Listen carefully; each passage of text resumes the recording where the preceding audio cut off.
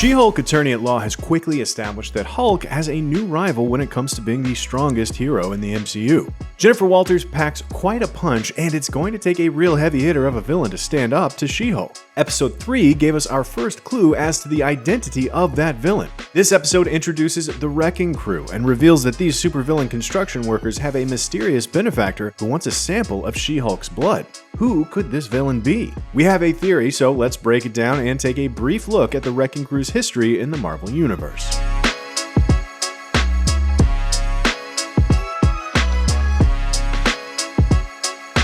The Wrecking Crew is a 4-man supervillain team that originally debuted in 1974's The Defenders number 17. Their leader, the Wrecker, started out as a small-time crook who specialized in demolishing crime scenes and leaving behind a crowbar as his calling card. After being mistaken for Loki by the Norn Queen Carnilla, the Wrecker suddenly found his crowbar imbued with magical power. The Wrecker later gained 3 superhuman allies in the form of Bulldozer, Piledriver, and Thunderball, all of whom received power boosts of their own after a chance lightning strike charged up the Wrecker's crowbar. Each member of the Wrecking Crew possesses super strength and an enchanted weapon. Bulldozer has an indestructible helmet, Thunderball wields a ball and chain, Piledriver settles for his fists. Pretty much any Marvel hero worth their salt has tussled with the Wrecking Crew over the years, from Spider-Man to the Avengers to the Hulk family, but given their magical origins, they'll always be members of Thor's rogues gallery above all else. That being said, this quartet doesn't look to pose much of a threat to Thor in the MCU. She-Hulk is able to easily fight off all 4 villains in their debut appearance. This episode suggests they gain their powers by raiding an armory in New Asgard. Did you guys rob an Asgardian construction worker? Yeah. And their poor showing suggests they don't actually have powers beyond what's contained within their weapons.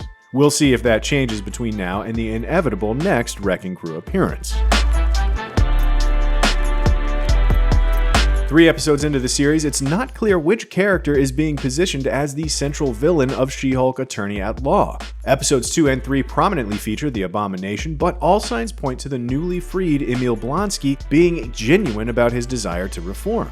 Episode 1 also featured a brief appearance by Jamila Jamil's Titania, though she also appears to be little match for the much stronger She-Hulk. Instead, Episode 3 hints at the existence of a shadowy mastermind who's pulling the Wrecking Crew's strings. While that group will occasionally work as hired muscle for villains like Baron Zemo or the Hood, they normally aren't motivated by anything more than a desire for money or revenge. Though Thunderball is often treated as the outlier in the group, as he's a jilted scientist who only reluctantly turned to a life of crime.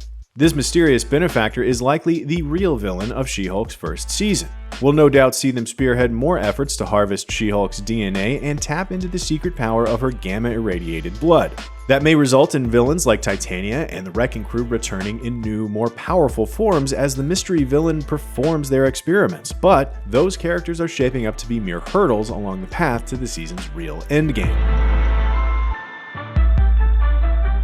While there are several possible candidates when it comes to the identity of the show's mystery villain, one Marvel character immediately springs to mind, and it just so happens it's a villain we've seen before in the MCU. It's very likely the Wrecking Crew's benefactor is Samuel Stearns, better known as the Leader. In the comics, the Leader is Hulk's polar opposite. His exposure to gamma radiation increased his intelligence rather than his strength, to unimaginable levels. Since his original appearance in 1964's Tales to Astonish number 62, the Leader has claimed the title of Hulk's archenemy, the smartest one there is versus the strongest one there is. Yet somehow brawn always winds up triumphing over brains. Stearns previously appeared in 2008's The Incredible Hulk, where he was played by Tim Blake Nelson. Stearns is portrayed as Bruce Banner's ally in that film, a Harvard professor helping Banner study his condition and develop a cure for the Hulk. In the climax of the film, Stearns is forced by General Ross to complete Emil Blonsky's transformation into the Abomination. After his head wound is exposed to a sample of Banner's blood, Stearns' already impressive brain begins to swell and mutate. That's one of many loose ends the MCU has yet to resolve. Outside of a brief comic book tie-in, Stearns has never appeared in a subsequent MCU project, but it would only be fitting that the series that finally brings back Tim Roth's Abomination also revives the Leader. Depending how drastically Stearns has transformed in the roughly 15 years since the events of The Incredible Hulk, he may or may not still be played by Nelson, but he'll definitely hold a grudge against Hulk and his cousin. The series will probably reveal that, even while Banner was learning to master his condition and merge the two sides of his mind, Stearns has also been laying low and studying the science of gamma radiation. He may need Jen Walters' superhuman blood to further his experiments, which could involve the creation of his trademark super-strong henchmen, the humanoids. Or he could simply be looking for a way to transform his body to match his impossibly brilliant mind. Whatever his plan, the leader could pose a very dire threat to the world's newest Hulk. While the leader is the most obvious and likely candidate for the show's main villain, it's always possible She-Hulk will subvert expectations. It's not as if Hulk and She-Hulk don't have a long history of battling highly intelligent supervillains bent on harnessing the power of gamma radiation. In fact, the leader himself once joined forces with an entire group of super smart villains known as the Intelligentsia.